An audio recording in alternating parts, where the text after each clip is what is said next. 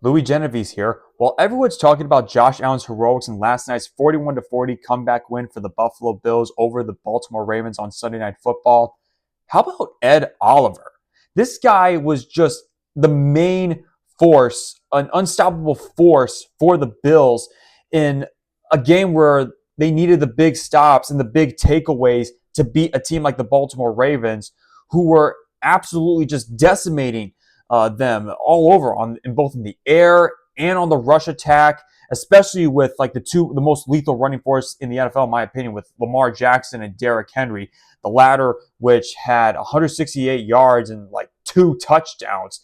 And Ed Oliver really just was like showing incredible urgency. He was a great force on the defensive line. He got a lot of the big pressures. He had a lot of the big moments. And this guy surpassed nearly every stat category from his previous season. He only played 7 games, but like this is insane. Six solo tackles, 1 sack, 3 tackles for a loss, and a forced fumble. This guy was really living up to his 9th overall pick status. I mean, I might be a bit overreacting here, but still, like it was incredible.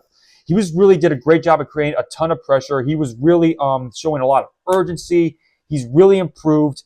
He showed great speed, agility, quickness, really good use of hands to always be winning those battles against the right guard, right tackle, and especially on that crucial forced fumble. You know, Derrick Henry on the first fresh new set of downs, he is able to beat out the right tackle while the right guard was distracted and the center was like trying to block Terrell Bernard. He gets in through the gap.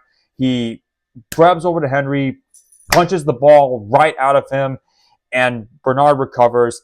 He really was a guy that like played a huge part in this game. And I think obviously as we go on to the next few weeks of the regular season, I think it'd be interesting to see how much he progresses, because I think at the very least Ed Oliver makes a good case to be named this week's AFC Defensive Player of the Week. Of course, I mean, he's obviously got to deal with like Myles Garrett and TJ Watt, but I think he's got a very good shot considering that he played a big role in helping the Bills get a win like this in Week 1. This has been a Louis Genovese Sports Take. If you enjoyed this video, please like, share, and subscribe, and let me know what your thoughts are in the comment section down below.